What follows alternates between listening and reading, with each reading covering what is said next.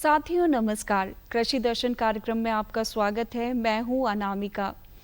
दर्शकों, आज जो हमें बाज़ारों में अनाज इतनी आसानी से प्राप्त हो जाता है, कहीं ना कहीं किसानों की मेहनत और संघर्ष का परिणाम है। किसान भाइयों, अगर आप खेती बाड़ी के साथ साथ अतिरिक्त आमदनी प्राप्त करना चाहते हैं तो आप पशुपालन भी कर सकते हैं। इससे आपको अतिरिक्त आमदनी तो प्राप्त होगी, साथ ही साथ आपकी लागत भी कम होगी। तो आज हमारे कार्यक्रम का जो विषय है कुछ ऐसा ही है, दुधारू पशुओं की देखभाल। और आज इसी विषय पर बातचीत करने के लिए हमारे साथ हमारे स्टूडियो में हैं डॉक्टर रुपेश जैन जी, जो कि कृषि विज्ञान केंद्र दतिया वैज्ञानिक हैं, पशु चिकित्सक। और साथ ही साथ हमारे बीच है आशा उइके जी, जो कि एक जनजातीय क्षेत्र से हैं और एक सफल महिला कृषक हैं, जो एक स्वयं सेवी संगठन से जुड़कर अन्य महिलाओं को भी जोड़ती हैं और इनके साथ कम से कम 300 महिलाएं जुड़ी हुई हैं। और साथ ही साथ हमारे बीच हैं एक सफल किसान भाई जयराम गायकवाड़ जी, और ये ऑर्गेनिक खेती पे बहुत सराहनीय कार्य कर रहे हैं और एक सफल पशुपालक हैं। तो आप सभी का हमारे कार्यक्रम में बहुत बहुत स्वागत है। तो आइए शुरुआत करते हैं हमारे आज के कार्यक्रम की। मेरा पहला सवाल डॉक्टर साहब आपसे है। हम आपसे ये जानना चाहेंगे कि जो ये समय जो चल रहा है और आने वाले मौसम में दुधारू पशुओं की देखभाल किस तरह से करनी चाहिए? निश्चित रूप से अनामिका जी, बहुत अच्छा प्रश्न किया आपने। अभी हमारा सर्दियों का मौसम चल रहा है और सर्दियों का मौसम लगभग अपने अंतिम फेज़ में है और इसके बाद गर्मियों का मौसम शुरू होगा। तो इस समय लगभग 1-1.5 महीने की ठंडक या सर्दी का मौसम और है।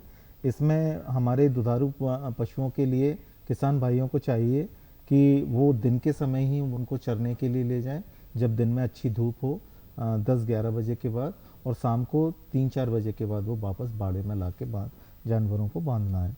दूसरा, जो पशु बाड़े में बंधे रहते हैं उनको रात के समय उनके बाड़े में तिरपाल से उसे ढक दें, दरवाज़ों को, खिड़कियों को, जिससे कि जो सर्द हवा है वो सीधे बाड़े में प्रवेश ना करें। यदि सर्द हवा सीधे बाड़े में प्रवेश करेंगे तो दुधारू पशुओं को ठंड लगने का खतरा ज़्यादा रहेगा। तीसरा, हम कोशिश करें किसान भाइयों, जहाँ तक हो कोशिश करें कि अपने दुधारू पशुओं को गुनगुना पानी दें पिलाने के लिए। एकदम ठंडा या टंकी का पानी ना दें। अगर गुनगुना ना करें तो कम से कम ट्यूबवेल का ताज़ा पानी उनको पिलाएं, जो कि हल्का गर्म रहता है। चौथा, जो संतुलित दाना पशुओं को खिलाते हैं हमारे किसान भाई, उसको अगर वो गर्म करके और फिर थोड़ा ठंडा करके पशुओं को खिलाएंगे तो उसकी पाचकता भी बढ़ेगी, दाने की पौष्टिकता भी बढ़ेगी और उससे दुग्ध उत्पादन में भी वृद्धि होगी। तो ये सर्दियों के मौसम में जो अंतिम फेज चल रहा है। आने वाले मौसम की अगर हम बात करें तो किस तरह से दुधारू पशुओं की देखभाल करें? जी, निश्चित रूप से किसान भाइयों, जो मौसम का ट्रांजिशन फेज होता है, मतलब बदलने वाला समय पीरियड होता है, जब सर्दियों से गर्मियाँ आती हैं, गर्मी से बरसात और बरसात से फिर सर्दी, तो ये जो ट्रांजिशन फेज होता है मौसम का, ये बड़ा सेंसिटिव फेज रहता है।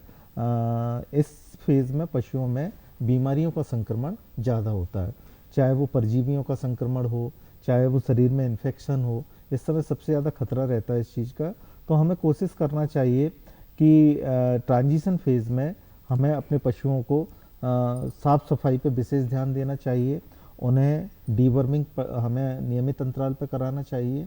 और तीसरा, जैसे ही हमारा गर्मी का मौसम शुरू हो, अप्रैल में या मई के महीने में, हमें अपने पशुओं को जो मुख्य मुख्य बीमारियों के टीके हैं, उन टीकों को हमें अपने पशुओं को बरसात से पूर्व अवश्य लगा देना चाहिए। तो अभी आपने जैसे कि टीकाकरण की बात की, हम विस्तार से भी बात करेंगे, पर अभी हमारे बीच एक सफल महिला कृषक आशा उइके जी हैं।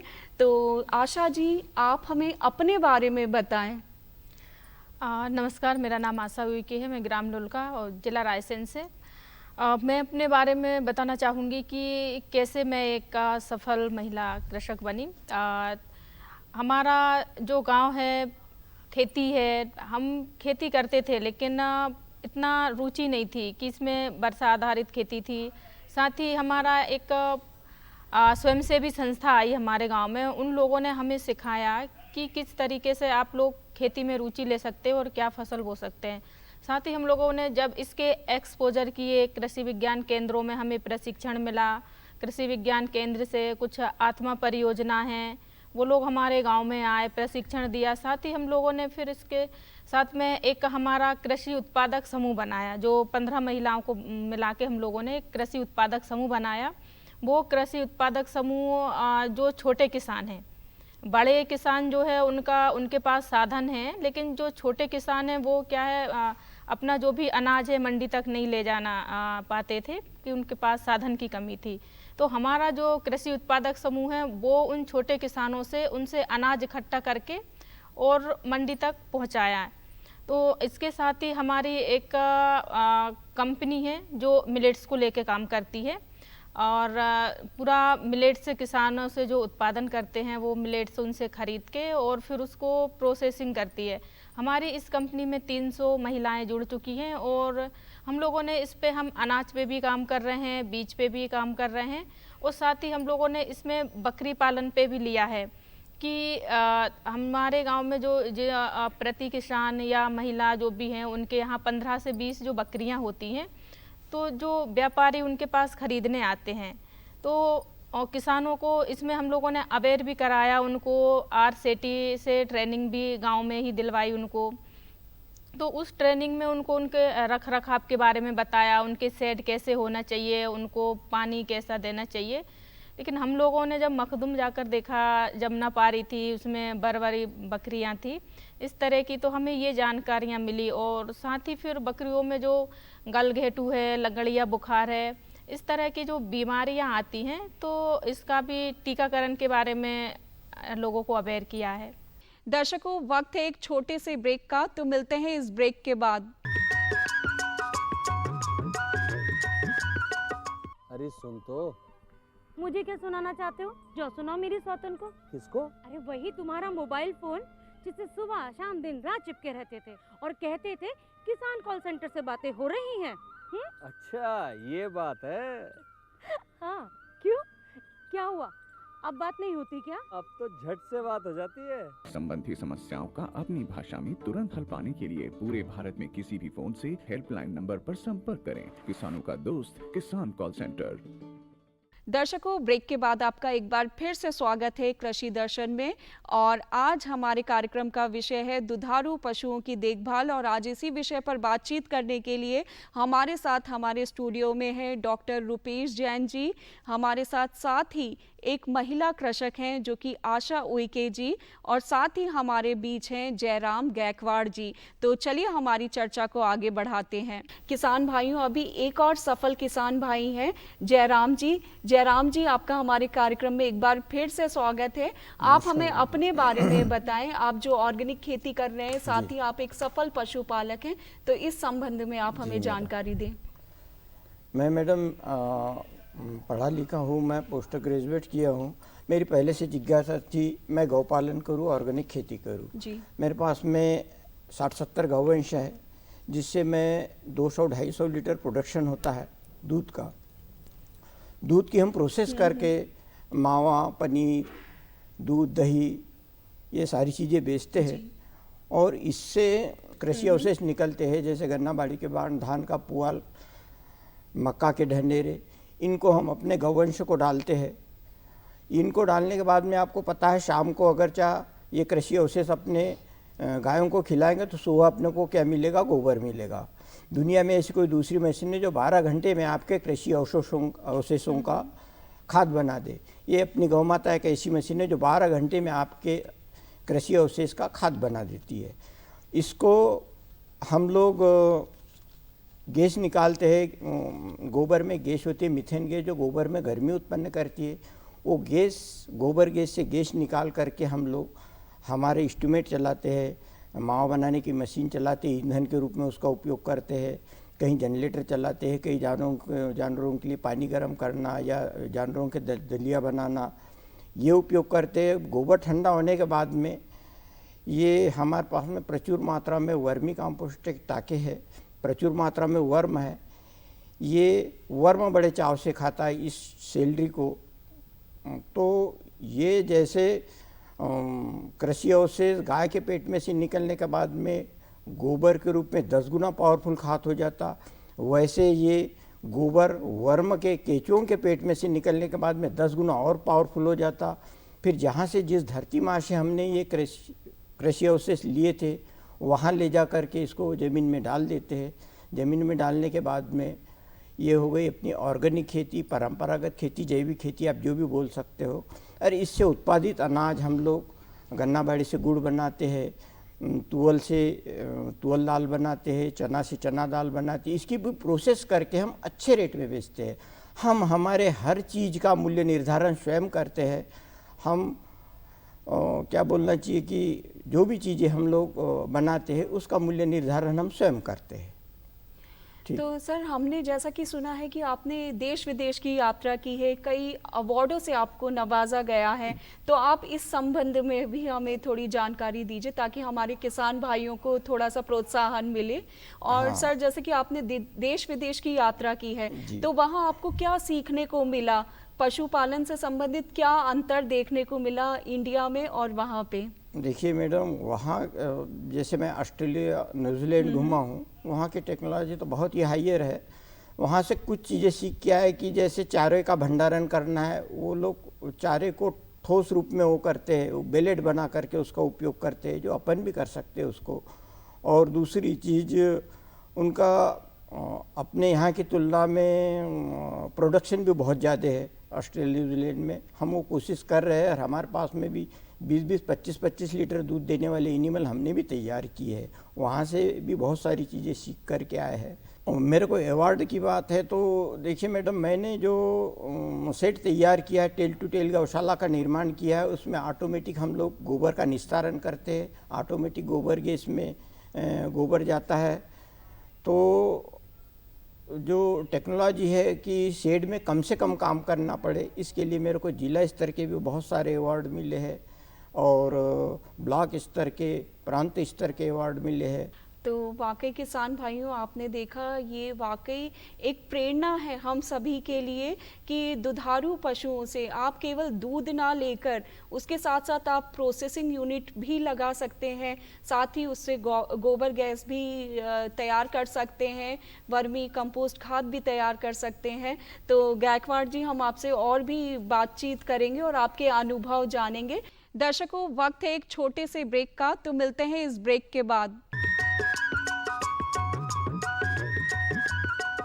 अरे सुन तो। मुझे क्या सुनाना चाहते हो? जो सुनाओ मेरी सौतन को। किसको? अरे वही तुम्हारा मोबाइल फोन जिससे सुबह शाम दिन रात चिपके रहते थे और कहते थे किसान कॉल सेंटर से बातें हो रही हैं। अच्छा ये बात है। हाँ, क्यों, क्या हुआ? अब बात नहीं होती क्या? अब तो झट से बात हो जाती है। संबंधी समस्याओं का अपनी भाषा में तुरंत हल पाने के लिए पूरे भारत में किसी भी फोन से हेल्पलाइन नंबर पर संपर्क करें। किसानों का दोस्त, किसान कॉल सेंटर। दर्शकों, ब्रेक के बाद आपका एक बार फिर से स्वागत है कृषि दर्शन में। और आज हमारे कार्यक्रम का विषय है दुधारू पशुओं की देखभाल। और आज इसी विषय पर बातचीत करने के लिए हमारे साथ हमारे स्टूडियो में है डॉक्टर रुपेश जैन जी। हमारे साथ ही एक महिला कृषक हैं जो कि आशा उइके जी, और साथ ही हमारे बीच हैं जयराम गायकवाड़ जी। तो चलिए हमारी चर्चा को आगे बढ़ाते हैं। उसके पहले हम डॉक्टर जैन आपसे सवाल करना चाहेंगे कि अगर हम पशुओं की बात करें, अभी आप थोड़ी देर पहले जैसे टीकाकरण की बात कर रहे थे, तो टीकाकरण के संबंध में आप हमें जानकारी दें। किसान भाइयों, टीकाकरण हम पशुओं में इसलिए कराते हैं ताकि जो प्रमुख संक्रामक बीमारी हैं उनसे हम अपने पशुओं को बचा सकें, चाहे वो गाय भैंस हो, चाहे भीड़ बकरी हो या मुर्गी पालन हो। जो भी हमारे पशु हैं उनको हम टीकाकरण करा के जो प्रमुख संक्रामक बीमारियों से वो ग्रसित हो सकते हैं उनको आने से पहले ही टीके से हम रोक देते हैं। तो जो गाय भैंसों में मुख्य मुख्य बीमारियां हैं, खुरपका मुंहपका की बीमारी है, गलघोंटू की बीमारी है, और लंगड़ा बुखार की बीमारी है। तो इससे बचाने के लिए हम गाय भैंसों को और भेड़ बकरी को टीका लगाते हैं। इसी तरह हम मुर्गी पालन की बात करें तो मुर्गी पालन में भी हम रानीखेत का टीका है, गंबोरो बीमारी है, चेचक की बीमारी है, तो इन बीमारियों के टीके लगाते हैं। टीका लगाने का समय है जो हमारे गाय भैंस भेड़ बकरी हैं, इसमें हमें बरसात से पहले टीके जानवरों में अवश्य लगा देना चाहिए, क्योंकि ये संक्रामक बीमारियां बरसात के मौसम में पशुओं में सबसे ज़्यादा फैलती हैं। तो अगर हम पहले से ही टीका लगा देते हैं पशुओं को, तो ये बीमारियों का फैलाव भी कम होता है और गांव में ग्रसित पशुओं की संख्या भी कम रहती है। तो हम किसान भाइयों से कहना चाहेंगे कि समय रहते अपने पशुओं समय को समय पर टीकाकरण करवाएं। लगाना बहुत जी हाँ, आवश्यक है। दर्शकों, आपने देखा और जाना कि टीकाकरण करना कितना आवश्यक है। जी हाँ, और अभी हमारे बीच आशा जी हैं, तो एक बार हम फिर से आशा जी से बातचीत करेंगे और जानेंगे इनके अनुभव कि महिलाओं का आज के समय में आत्मनिर्भर होना कितना आवश्यक है। आप हमारी महिला बहनों को क्या संदेश देना चाहेंगी? महिला को यही संदेश देना चाहूँगी कि हम जो हैं, हमें आत्मनिर्भर होना बहुत आवश्यक हो गया है आज, और अवेयर रहना भी हो गया है। हमें चाहे वो खेती करें, हम पशुपालन करें, या जो हम गांव में रह के काम कर सकते हैं, उसके प्रति हमें जागरूक भी रहना पड़ेगा। और हम जो काम करेंगे उसकी हमें पूरी जानकारी भी हो, चाहे हम वो एक्सपोजर करके प्राप्त करें या फिर कृषि विज्ञान केंद्र के जरिए प्राप्त करें, या फिर उस चीज़ को हम प्रैक्टिकली काम करके प्राप्त करें। अच्छा जी, आपने बहुत अच्छी जानकारी दी। जयराम जी, अगला सवाल हमारा ये है कि जो छोटे किसान हैं या जिनके पास सीमित भूमि है, तो वो किस तरह से पशुपालन करके अतिरिक्त आमदनी प्राप्त कर सकते हैं, और आप क्या सलाह देना चाहेंगे छोटे किसानों को?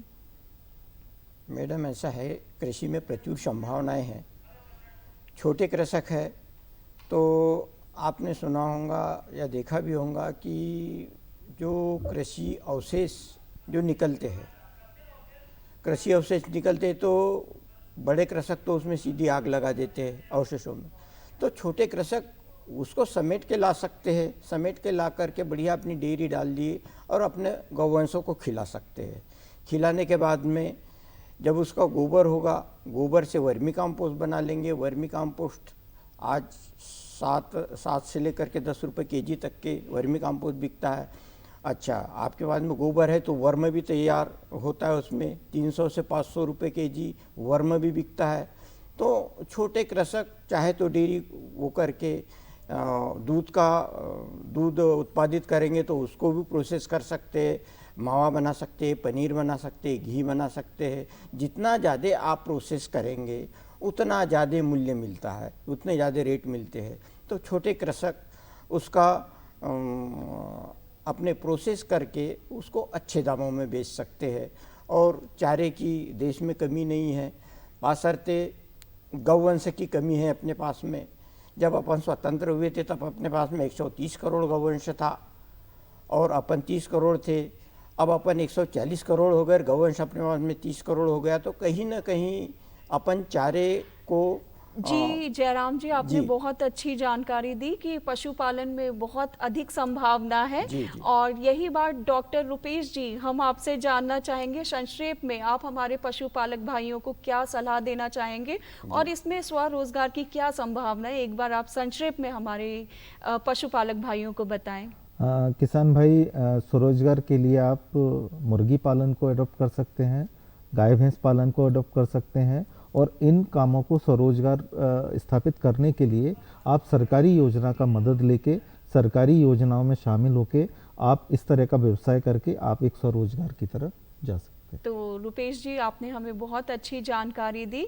और रुपेश जी, आशा जी और जयराम जी, आप हमारे कार्यक्रम में आए उसके लिए बहुत बहुत धन्यवाद। और आपने हमारे साथ अपने अनुभव साझा किए और हमारे किसान भाइयों को बहुत अच्छी जानकारी दी। निश्चित तौर पे आपसे उन्हें ज़रूर प्रोत्साहन मिलेगा, प्रेरणा मिलेगी और वो बहुत अच्छा कार्य करेंगे। दर्शकों, वक्त है खबरें खेती का, तो आइए देखते हैं खबरें खेती की। नमस्कार किसान भाइयों, खबरें खेती में आप सभी का स्वागत है। आइए पहले नजर डालते हैं मुख्य समाचारों पर। इनाम योजना में 10 नई फसलें शामिल, खेती किसानी में बढ़ेगा ड्रोन का उपयोग, सहकारिता से होगा किसानों का उत्थान, सब्जियों की उन्नत किस्में और गेहूं में भूरा धब्बा रोग। और अब खबरें विस्तार से। किसानों, व्यापारियों और अन्य हितधारकों की ओर से अधिक कृषि वस्तुओं को शामिल करने की निरंतर मांग को ध्यान में रखते हुए भारत सरकार के कृषि विभाग ने ई नाम के तहत व्यापार के दायरे को और बढ़ाने का फैसला किया है। इस पहल का उद्देश्य कृषि वस्तुओं की कवरेज को बढ़ाना और किसानों तथा व्यापारियों को डिजिटल ट्रेडिंग प्लेटफॉर्म में लाभ उठाने के लिए अधिक तैयार करना और अवसर प्रदान करना है। विपणन एवं निरीक्षण निदेशालय ने 10 अतिरिक्त कृषि वस्तुओं के लिए व्यापार योग्य मापदंड तैयार किए हैं। ये नए वस्तु मापदंड राज्य की एजेंसियों, व्यापारियों, विषय विशेषज्ञों और SFAC सहित प्रमुख हितधारकों के साथ ही व्यापक परामर्श और केंद्रीय कृषि मंत्री श्री शिवराज सिंह चौहान से अनुमोदन के परिणाम स्वरूप है। मध्य प्रदेश के मुख्यमंत्री डॉक्टर मोहन यादव की अध्यक्षता में कैबिनेट ने मध्य प्रदेश ड्रोन संवर्धन एवं उपयोग नीति 2025 को मंजूरी दी है, जिसका मुख्य उद्देश्य राज्य को ड्रोन प्रौद्योगिकी के क्षेत्र में अग्रणी बनाना है। इस नीति के तहत ड्रोन तकनीक का उपयोग फसलों के उत्पादन में सुधार, आपदा प्रबंधन, सार्वजनिक सुरक्षा और अन्य क्षेत्रों में किया जाएगा। मध्य प्रदेश कृषि विभाग के अनुसार ड्रोन तकनीक के इस्तेमाल से खेतों की सटीक स्थिति का मूल्यांकन हो सकेगा, जिससे किसानों की लागत और समय में कटौती होगी। इस नीति से मध्य प्रदेश को बहुआयामी लाभ प्राप्त होंगे, जिससे राज्य की समग्र प्रगति और विकास को अप्रत्याशित बढ़ावा मिलेगा। मध्य प्रदेश सरकार ने जबलपुर, महू एवं रीवा के शासकीय पशु चिकित्सा विज्ञान एवं पशुपालन महाविद्यालयों में अध्ययनरत इंटर्नशिप छात्रों को स्टाइपेंड राशि में वृद्धि करने की स्वीकृति दी है। इस निर्णय के अनुसार इंटर्नशिप स्टाइपेंड राशि को 7600 रुपए से बढ़ाकर 10,000 रुपए किया जाएगा, जिसमें राज्य अंश राशि 4600 रुपए से बढ़ाकर 7,000 रुपए की जाएगी। ड्रोन नीति से राज्य में निवेश आकर्षित होगा, जिससे आर्थिक विकास को बढ़ावा मिलेगा। मध्य प्रदेश के सहकारिता मंत्री श्री विश्वास कैलाश सारंग ने कहा कि नई तकनीक और सहकारिता से किसानों का उत्थान होगा। खेत खलियान और किसानों सरकार की प्राथमिकता है। विकसित भारत की परिकल्पना में इनकी महत्वपूर्ण भूमिका है। इन तीनों के उन्नयन और उत्थान की दिशा में सामूहिक रूप से काम करने के लिए ही देश विकसित हो पाएगा। सरकार इस दिशा में प्रयासरत है। मध्य प्रदेश ने कृषि क्षेत्र में नए कीर्तिमान स्थापित किए हैं, जिससे प्रोडक्शन में रिकॉर्ड दर्ज किया गया और 7 बार लगातार कृषि कर्मण अवार्ड भी मिला है। श्री सारंग भोपाल में आयोजित कृषि क्रांति 2025 FPO कॉन्क्लेव को संबोधित कर रहे थे। इस मौके पर प्रदेश के उद्यानिकी एवं खाद्य प्रसंस्करण मंत्री श्री नारायण सिंह कुशवाहा भी उपस्थित थे। श्री सारंग ने कहा कि मध्य प्रदेश ने कृषि को उन्नत बनाना हर क्षेत्र में काम किया है। किसानों को फसल का सही मूल्य मिल सके, समय पर उपार्जन सहित खाद, बीज, पानी मिल सके, इसका ध्यान रखा गया है। अब किसान को व्यवसाय के रूप में परिवर्तन करना सरकार का मुख्य काम है और ये केवल सहकारिता के माध्यम से ही हो सकता है। श्री सारंग ने कहा कि किसानों को FPO के माध्यम से ऑर्गेनिक खेती से जोड़ना होगा, जिससे उपभोक्ताओं का स्वास्थ्य भी ठीक रहेगा।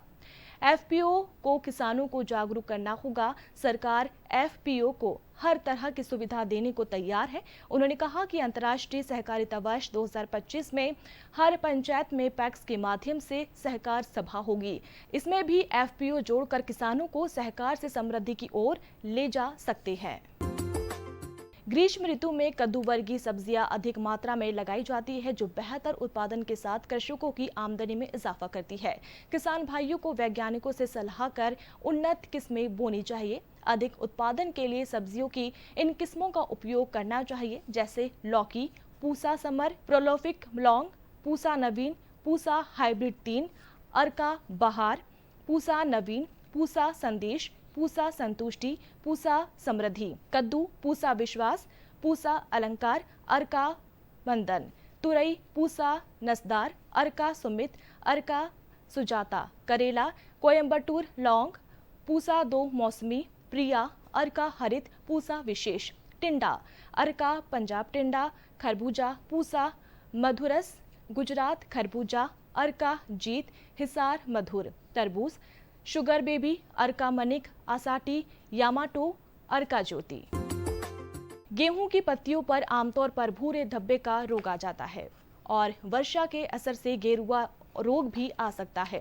भूरा धब्बा रोग में पत्तियों पर आए धब्बों को हाथ लगाने से किसी भी प्रकार का चूर्ण हाथ में नहीं आता, परंतु गेरुआ के धब्बों को दबाने से रोरी हाथ में आ जाती है, जिससे सरलता से पहचाना जा सकता है। दोनों बीमारियों में पत्तियों से पौधों को मिलने वाला भोजन बनाने की मात्रा पर असर होता है और दाना भरने की अवस्था पर अधिक दबाव पड़ता है।